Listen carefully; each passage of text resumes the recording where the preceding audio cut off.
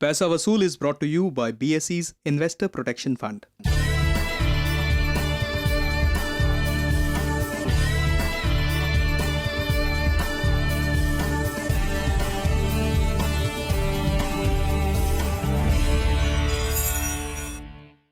नमस्कार, हम हाजिर हैं एक बार फिर पैसा वसूल की एक नई कड़ी के साथ। मैं हूं करुणा। शो की शुरुआत करेंगे व्यय सेगमेंट से, जिसमें आज हम आपको मिलाएंगे एक ऐसे देशभक्त के परिवार से जिसने आपकी सुरक्षा के लिए अपनी ज़िंदगी दांव पर लगा दी। साल 2008 में मुंबई में हुए आतंकी हमले में अपने देश और नागरिकों की रक्षा करते शहीद हुए कांस्टेबल अंबादास पवार का परिवार आज किन आर्थिक परिस्थितियों का सामना कर रहा है, जानेंगे संजीत कुमार की इस रिपोर्ट में। साथ ही हमारे फाइनेंशियल एक्सपर्ट से लेंगे सलाह अंबादास के परिवार के आर्थिक नियोजन पर। लेकिन उससे पहले इस हफ्ते की कुछ खास खबरें। कर्मचारी भविष्य निधि संगठन या EPFO ने इसी साल सितंबर महीने से अपने सभी लाभार्थियों को इलेक्ट्रॉनिक मोड के जरिए हर तरह का भुगतान करने का फैसला किया है। PF दावों का भुगतान भी इसमें शामिल है। लोकसभा चुनाव में अगर किसी गठबंधन के पक्ष में निर्णायक नतीजे आते हैं तो अगले 5 सालों में GDP की औसत दर 6.5% रह सकती है। ये दावा रेटिंग एजेंसी क्रिसिल ने किया है। हालांकि इंटरनेशनल मॉनेटरी फंड ने 2014 से 2018 के बीच भारत की GDP दर 4% रहने का अनुमान लगाया है। तारापुर परमाणु बिजली संयंत्र ने गत 31 मार्च को समाप्त वित्त वर्ष में देश के कुल परमाणु बिजली उत्पादन में 28% योगदान किया। एक रिपोर्ट के अनुसार इस अवधि में देश में 3,533.3 करोड़ यूनिट परमाणु बिजली का उत्पादन हुआ। डीजल की कीमतों के चरणबद्ध विनियंत्रण करने की प्रक्रिया पर अगली सरकार के गठन होने तक रोक लग सकती है। EPFO अपने 5 करोड़ सक्रिय सदस्यों को इस साल 15 अक्टूबर तक कोर बैंकिंग सेवाओं की तरह परमानेंट अकाउंट नंबर देगा।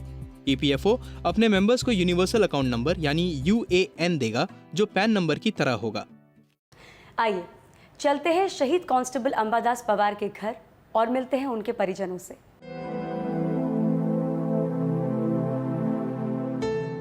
मुंबई में नवंबर 2008 में हुए आतंकी हमले को 5 साल से भी अधिक समय हो चुका है, लेकिन इसके जख्म आज भी हमारे जहन में ताजा हैं। इन हमलों में 164 कीमती जानें गईं, कुछ अपनी जान बचाने की कोशिश में और कुछ दूसरों की जान बचाने की कवायद में। इन्हीं में से एक थे कांस्टेबल अंबादास पवार।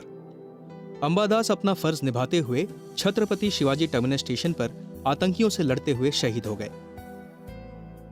अंबादास की शहादत की खबर जब उनकी पत्नी कल्पना को मिली तो उनके ऊपर जैसे पहाड़ ही टूट पड़ा। कल्पना को एक ओर जहां इस बात का गर्व था कि उनके पति ने देश की रक्षा के लिए जान दी, वहीं दूसरी ओर कल्पना को ये चिंता सता रही थी कि वो अब अपने और अपने बच्चे की परवरिश कैसे करेंगी।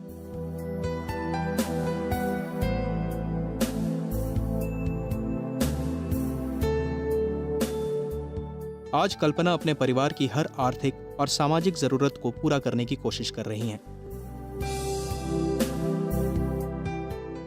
मैं शहीद अंबादास पवार इनकी वाइफ श्रीमती कल्पना अंबादास पवार। मेरा एक बच्चा है, अभी 6 साल का है, विवेक अंबादास पवार।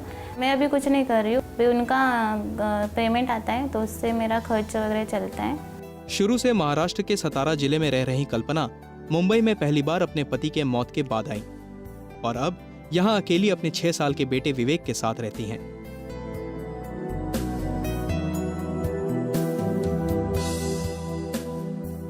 कल्पना फिलहाल कहीं नौकरी नहीं कर रही। उनका घर सरकार द्वारा मिल रही अंबादास के वेतन पर निर्भर है, जिसमें से वो कुछ बचत भी कर लेती हैं। उनका पेमेंट 20,000 तक आता है, तो उसमें से सब खर्चा वगैरह जाके मैं सेविंग 5-6 हज़ार तक कर जाती हूँ। कल्पना ने अपने लिए एक निजी बैंक की 15 साल की पेंशन पॉलिसी ले रखी है, जिसका वो 30,000 रुपए सालाना प्रीमियम भरती हैं। कल्पना को शहीद अंबादास की वीरता के सम्मान में सरकार द्वारा मिले 25 लाख रुपए पर हर महीने ब्याज के रूप में बैंक से कुछ रकम मिलती है। महीने का 18,000 आता है। मेरा बच्चा विवेक पवार वो बोल रहा है कि मैं पुलिस ऑफिसर बनूंगा, नहीं तो डॉक्टर बनूंगा। तो मेरा ख्याल है कि वो पापा के जैसा ही पुलिस ऑफिसर बन जाए। कल्पना को सरकार की तरफ से सतारा के एक गाँव में पेट्रोल पंप भी मिला है। हालांकि गाँव में स्थित होने के कारण इस पेट्रोल पंप से उन्हें कोई खास आमदनी नहीं हो पाती है। ऐसा गवर्नमेंट ने तो हमको दिया है पेट्रोल पंप, पर ऐसे जगह दिया है ना कि वो ज़्यादा उधर इनकम भी नहीं है और थोड़ा लॉस में जाता है। आखिर में कल्पना हमारे एक्सपर्ट से अपने बेटे के सुनहरे भविष्य के लिए निवेश के बारे में जानना चाहती हैं। आपने देखी शहीद कांस्टेबल अंबादास पवार के परिवार की आर्थिक स्थिति। अब आइए लेते हैं हमारे फाइनेंशियल एक्सपर्ट पंकज मठपाल से इनकी समस्याओं पर राय। कल्पना जी, देखिए, सबसे पहली चीज़ है कंटिंजेंसी। इमरजेंसी में जो पैसे की ज़रूरत पड़ती है उसके लिए अपने पास पैसा होना चाहिए। तो आपका जो 3 से 4 महीने तक का एक्सपेंस है उतना पैसा आप अपने पास हमेशा रखिए। उस पैसे को आप सेविंग बैंक में रखिए, थोड़ा पैसा, लेकिन क्योंकि सेविंग बैंक में इंटरेस्ट बहुत कम मिलता है, इसके लिए बाकी पैसा आप एक शॉर्ट टर्म एफडी में निवेश कर सकती हैं। दूसरी चीज़ है हेल्थ इंश्योरेंस। शहीद की विधवा होने के नाते आपको कुछ बेनिफिट्स पुलिस हॉस्पिटल में मिलते होंगे, लेकिन उसके अलावा भी अगर आपको लगता है कि किसी तरह की अगर अस्पताल में भर्ती होना पड़ता है, उसके लिए खर्चा हो सकता है, तो मेरी सलाह आपको ये है कि आप अपने लिए हेल्थ इंश्योरेंस पॉलिसी ज़रूर लें। आप अपने लिए और बेटे के लिए 2 लाख या 3 लाख का एक फ्लोटर कवर ले लीजिए, क्योंकि आपका बेटा पूरी तरह से आप पर निर्भर है। इसके लिए मेरी सलाह आपको ये होगी कि आप 25-30 लाख के सम एश्योर्ड के साथ में टर्म इंश्योरेंस लें। साथ ही आप जो एक 4 से 5 हज़ार रुपया हर महीने बचा पा रही हैं, उसके लिए मेरी सलाह आपको ये होगी कि आप उसको भी अच्छे म्यूचुअल फंड में निवेश कीजिए। लंबी अवधि में इक्विटी में आपको अच्छे रिटर्न मिलने की उम्मीद होती है। इसके लिए अगर आप 4 हज़ार रुपये निवेश करना चाहती हैं तो 2 हज़ार रुपये आप एक डाइवर्सिफाइड इक्विटी म्यूचुअल फंड में निवेश कीजिए और 2 हज़ार रुपये हर महीने आप एक डेट ओरिएंटेड म्यूचुअल फंड में निवेश कर सकती हैं। आपके बच्चे के एजुकेशन के लिए, क्योंकि आपने जो फिक्स डिपॉजिट है वो किया हुआ है, वो जैसे पैसा मैच्योर होगा उसको अलग से, अगर उस टाइम पर आपको ज़रूरत नहीं है तब आपको फिर से निवेश करना होगा। अगर आप भी हमारे व्यय सेगमेंट का हिस्सा बनना चाहते हैं या अपनी आर्थिक समस्याओं पर हमारे फाइनेंशियल एक्सपर्ट से कोई राय लेना चाहते हैं तो हमें ज़रूर लिखें। हमें आपके ख़तों और ईमेल्स का इंतज़ार रहेगा। अब वक्त है एक ब्रेक का। ब्रेक के बाद पेश करेंगे हेल्थ इंश्योरेंस से संबंधित कुछ महत्वपूर्ण जानकारी। देखते रहिए पैसा वसूल।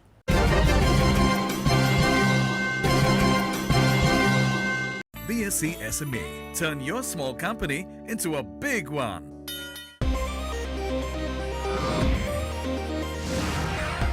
India's fastest currency derivatives exchange is here.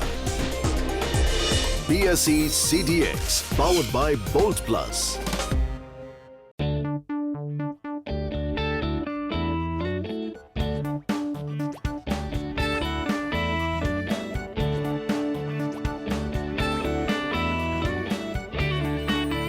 Get listed on the BSc SME platform and turn your small company into a big one.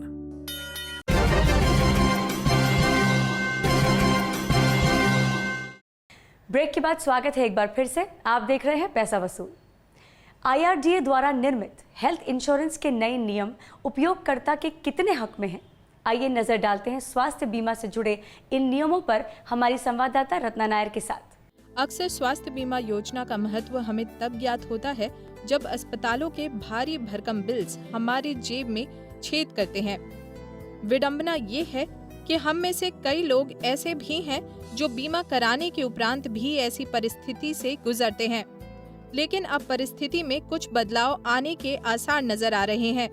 Insurance regulatory and development authority IRDA ने अक्टूबर 2013 से हेल्थ इंश्योरेंस के कुछ नए नियम लागू किए हैं जो ग्राहकों के लिए फायदेमंद साबित हो सकते हैं। सबसे पहले बीमा खरीदने अथवा रीन्यू करने की उम्र की सीमा में बढ़ोतरी की गई है। कवर में तब्दीली आने की वजह से उन्हें लंबे अवधि तक कवर्ड रहेगी इंश्योरेंस, और जो ओल्ड एज में लाइफ टाइम रिन्यूअल का जो चेंजेस आया उसकी वजह से उन्हें ज़िंदगी भर बीमा कवर रहेगा। स्टैंडर्डाइजेशन हुआ है across all the insurance companies की, उनका प्रीमियम सेम ही रहेगा। बीमा लेने के 3 साल तक कोई चेंजेस उसमें नहीं आएंगे। अगर उनको क्लेम आता है साल में ड्यूरिंग द इंश्योरेंस पीरियड तो अगले साल उन्हें लोडिंग नहीं भरनी पड़ेगी। IRDA के नए नियमों के अंतर्गत अब क्लेम सेटलमेंट से जुड़े निर्णयों को आउटसोर्स करना निषेध होगा।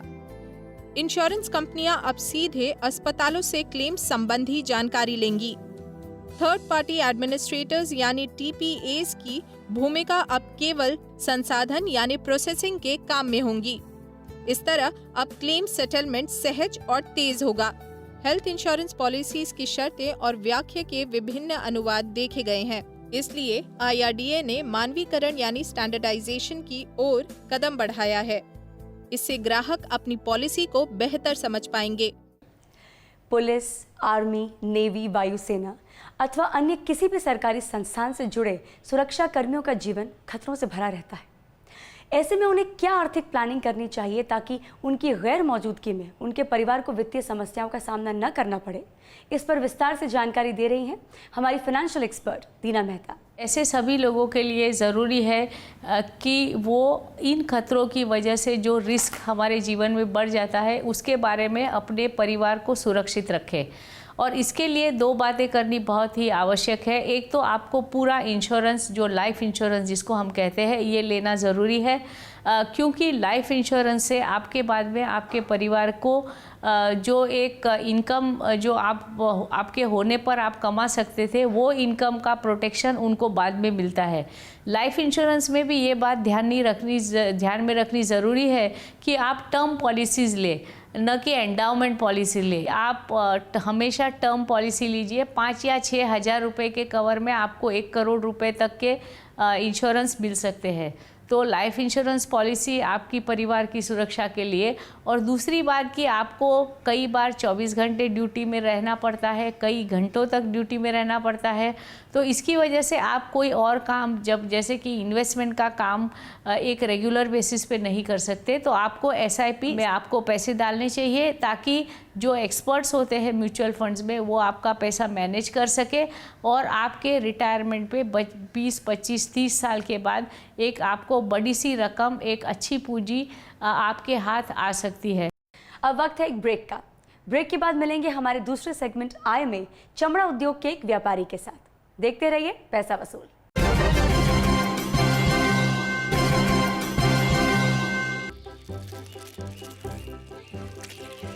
Everyone's moving to India's fastest growing derivatives market. Have you started trading yet? S&P BSE Sensex, India's index, the world tracks. Sensex is sensational. Is the darling of everyone. I am Vallabh Bansali.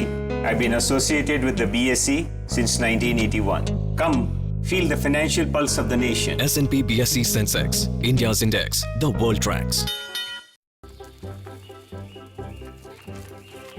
Everyone's moving to India's fastest growing derivatives market. Have you started trading yet? S&P BSE Sensex, India's index, the world tracks.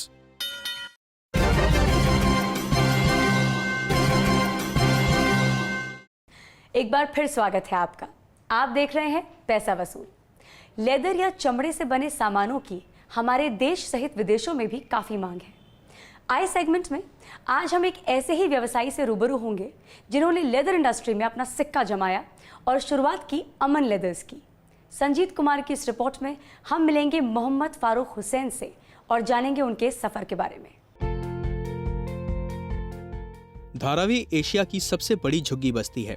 पिछले कुछ वर्षों में धारावी एक विशेष क्षेत्र में पूरे विश्व में उभर कर सामने आया है और वो है अपने चमड़े के सामान के लिए। धारावी में बहुत सारे छोटे मोटे उद्योग हैं, लेकिन चमड़ा उद्योग यानी लेदर इंडस्ट्री ने यहाँ अपनी अलग पहचान बनाई है। इसी को ध्यान में रखते हुए मोहम्मद फारूक हुसैन ने लेदर इंडस्ट्री को एक अवसर के रूप में देखा और अपने लेदर गुड्स के व्यवसाय की शुरुआत की। दुबई की नौकरी ऑलरेडी जो है ना वेल मीन्स अच्छा था, सैलरी अच्छा था, जॉब था। और एक चीज़ और थी वहाँ पे कि वहाँ पे कोई सोशल लाइफ नहीं थी जैसा कि मुंबई में लाइफ है। इसके वजह से मैं दुबई की जॉब को रिजाइन दिया। फारूक के बड़े भाई का लेदर गुड्स का एक छोटा सा व्यापार था। विदेश से लौटने के बाद फारूक ने बड़े भाई के काम में हाथ बटाना शुरू किया। चूंकि फारूक ने MBA किया था, उन्होंने इस कारोबार में अपनी पढ़ाई का इस्तेमाल करना शुरू किया। 1 यूनिट से शुरू हुआ ये कारोबार आज 5 बड़े यूनिट्स तक फैल गया है। आज उनकी फैक्ट्री में कुल 35 लोग काम कर रहे हैं। ऑलरेडी मेरा फैमिली बिजनेस रहा है। लेदर का जो शीट आता है, लेदर जैकेट वगैरह बनते थे, तो ये कम्प्लीटली उससे प्रोफाइल अलग था ये, क्योंकि ये लेदर गुड्स का है। फारूक ने अपना कारोबार सिर्फ 30,000 रुपयों से शुरू किया था। शुरुआत में वो लेदर जैकेट्स, वॉलेट्स और पर्स इत्यादि बनाते थे, लेकिन बाद में उन्होंने कॉर्पोरेट गिफ्टिंग के लिए एग्जीक्यूटिव बैग्स भी बनाना शुरू किया। बिजनेस स्टार्ट करने के 1 मंथ के बाद मैं एक कुछ ऑर्डर में कुछ 1,90,000 का था कुछ ऑर्डर, वो मुझे बल्क में ऑर्डर मिला। जो कि सबसे बड़ा सपोर्ट मुझे मिला। मेरे कंपनी का टर्नओवर लगभग 1.25 करोड़ रुपये का। इंटरनेट के ज़माने में आजकल ऑनलाइन शॉपिंग का चलन बहुत हो गया है। ऐसे में इसका फायदा उठाने के लिए फारूक ने भी कई ऑनलाइन रिटेल कंपनियों से अनुबंध किया है।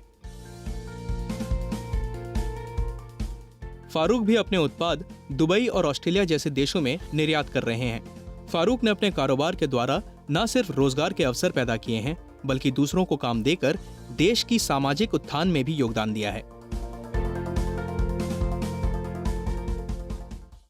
आइए लेते हैं एक छोटा सा ब्रेक। ब्रेक के बाद देखिए हमारा तीसरा सेगमेंट संचय, जिसमें हम बचत पर चर्चा करेंगे।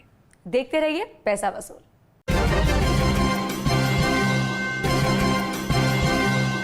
The new mobile app from BSC. Now take BSC wherever you go. BSE CDX, powered by Bolt Plus. Mood of the nation is always in tandem with Sensex. I am Ketan Marwadi and have been associated with BSE since 1990. Come, feel the financial pulse of the nation. S&P BSE Sensex, India's index, the world tracks. Losing a lot on transaction fees? Become a member of the BSE and pay 99% less. BSE, experience the new.